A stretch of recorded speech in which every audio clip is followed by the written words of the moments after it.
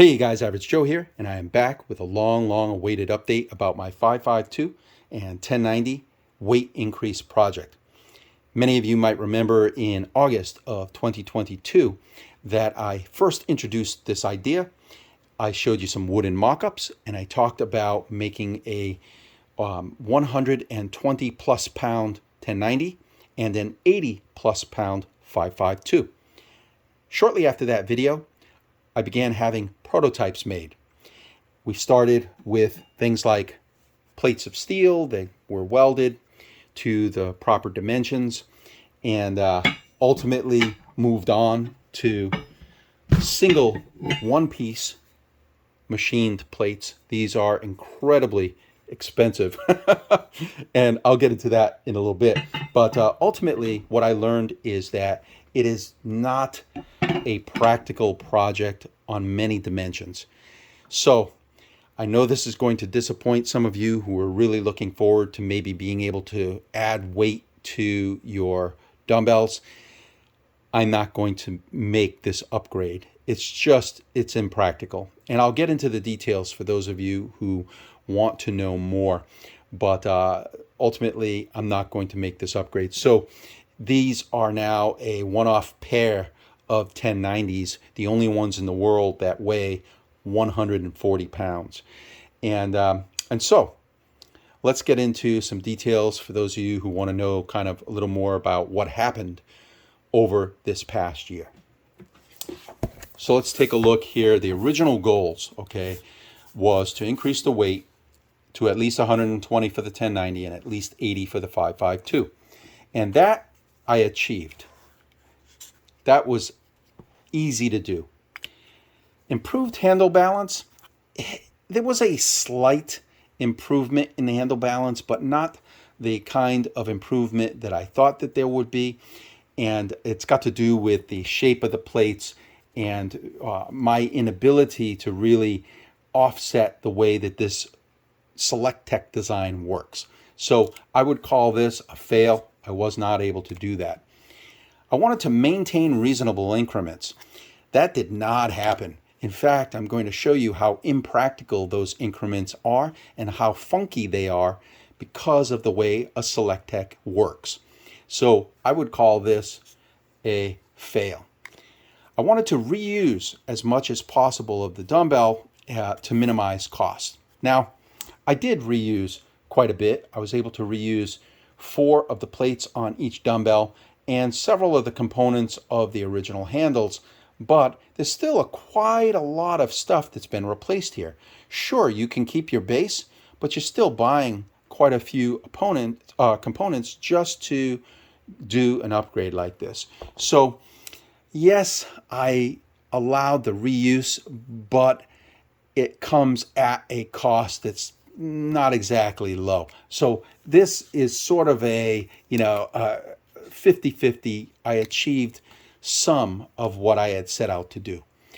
Maintain compatibility, absolutely. This is 100% compatible with what with the OEM components. I was able to preserve the compatibility. And all metal construction, absolutely. These are all one-piece machined plates. It's actually a beautiful set of plates. They're uncoated. I haven't done anything with them yet, but the result, I'm very pleased with the way the plates came out. So back then, now this is back in 2022, I knew what some of the challenges would be.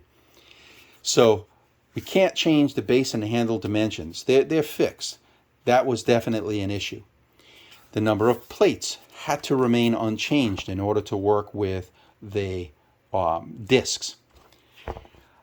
The dial numbering in increments is absolutely an issue. I can change the numbering on my custom dials, but as you're going to see shortly, the increments are very funky. So it's not exactly a user-friendly change. The iron and steel costs to manufacture these things they're expensive to manufacture. The prototypes alone, I spent almost $3,000, almost $3,000 to have these plates made. So, it's very expensive, but those were, done as a one-off. But I'll get into what it would cost to produce them. The other thing is very low initial demand. I had maybe a dozen people over the past year that said, "Oh my God, I can't wait. I hope you come out with the weight increase." And I really wanted it too. I really wanted it. But the demand is just too low, which means the costs are going to be even higher. Unless you've got 50,000, 100,000, 200,000 people that want to buy an upgrade like this, you really can't make them affordably when you're doing things in the dozens or in the hundreds of sets. And then the cost relative to alternatives, right? So sure, I can make these plates and create a 140-pound SelectTech. However, there are 140-pound dumbbells out there right now that you can get for pretty close to what it would cost to buy the original handle, the original dumbbells, plus all the upgrades to make this 140 pounds. I mean, Iron Masters, Power Blocks, these are out there already. And you can get, a 140, 50, even 175 pounds from a pair of Power Blocks. So, the cost relative to alternatives, yeah, if you have a 1090 already and you wanted to add weights, maybe you would feel it's a reasonable cost. But for many people, as you'll see shortly, it would be a pretty expensive upgrade. Okay, so what did I expect back then? I already knew that it was going to be a slow project. I knew that I was probably not going to be able to make it affordably in low volumes. And I knew that mathematically the weight increments were going to be kind of all over the map and not necessarily small increments. So where are we now?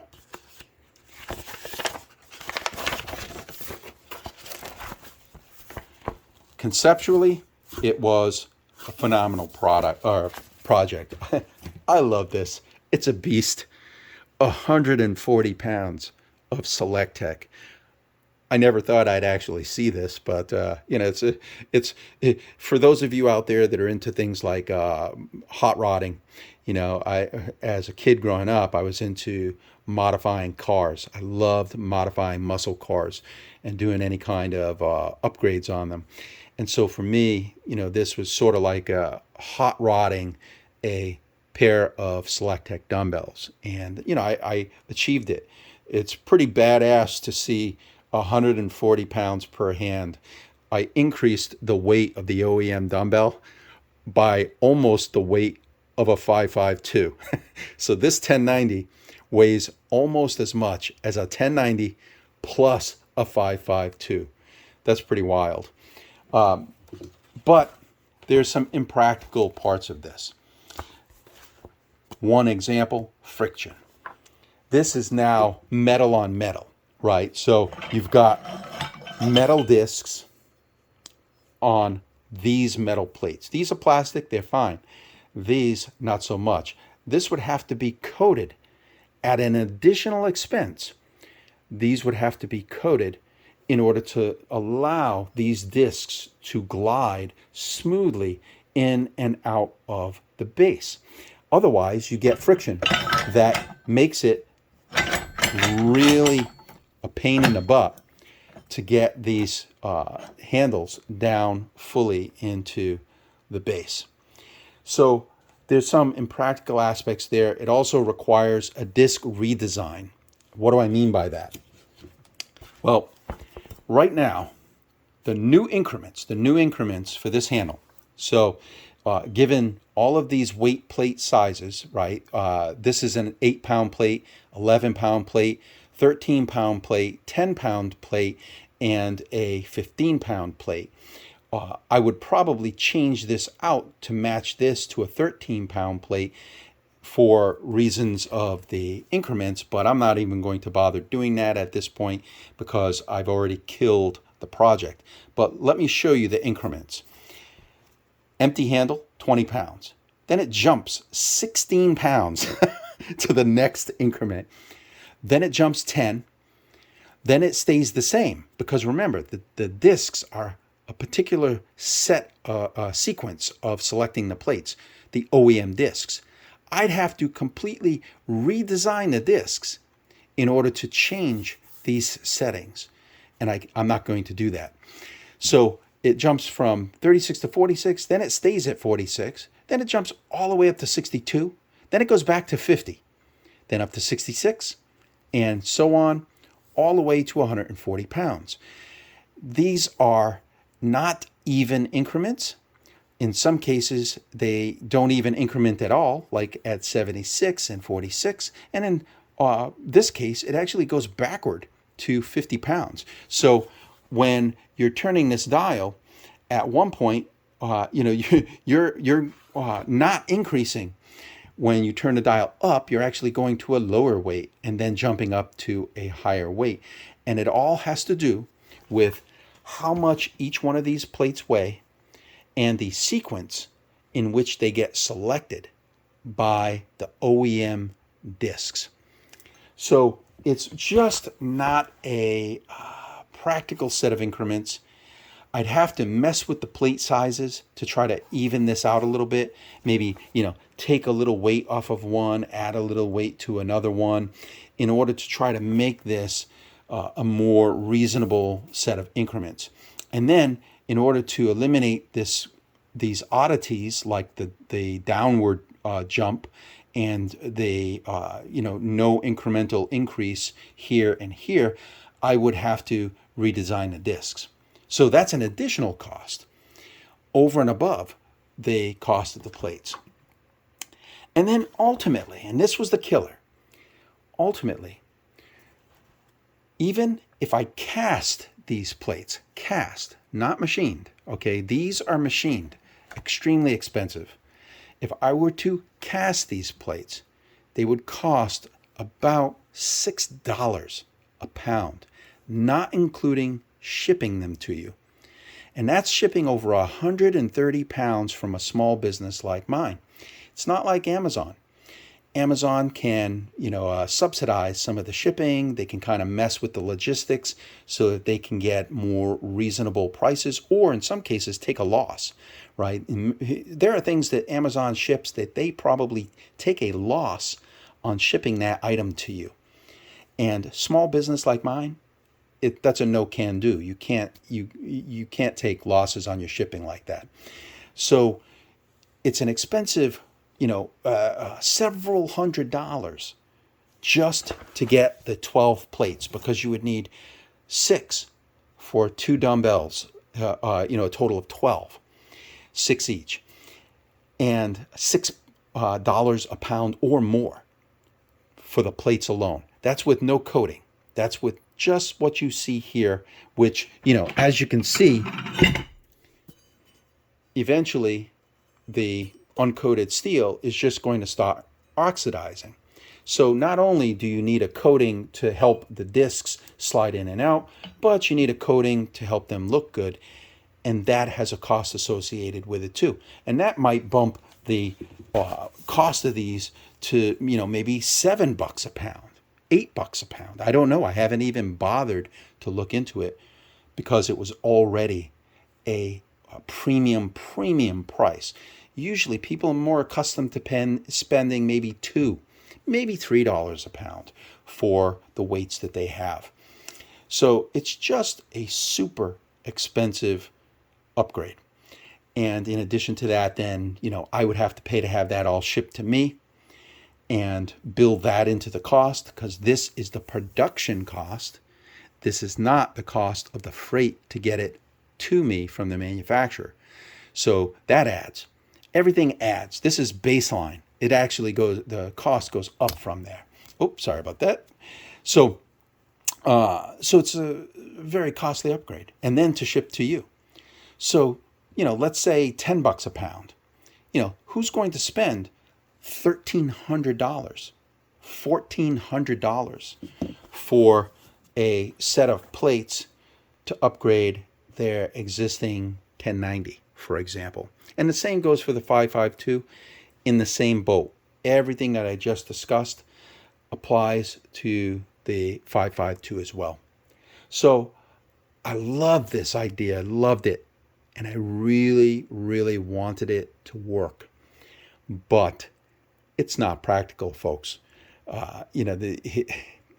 I would rather invest my time and energy and the limited capital that I have into producing modifications that you all can afford and that add some value to the equipment that you have, making it safer, making it easier to use. It's a cool concept. It's not going to happen. So there you have it. This was a really cool project. I now own the only pair of 140-pound 1090s in the world. I guess I should call them 2140s. But and I hope you enjoyed watching this video. And for those of you who are hoping that I was going to do this upgrade, sorry guys. There are a lot of things that I can deliver on. This is not going to be one of those projects. And thank you for watching. I hope you found the videos helpful. I hope you'll consider liking the video and subscribing if you aren't subscribed already. And I hope you all have a wonderful evening. Thank you for watching.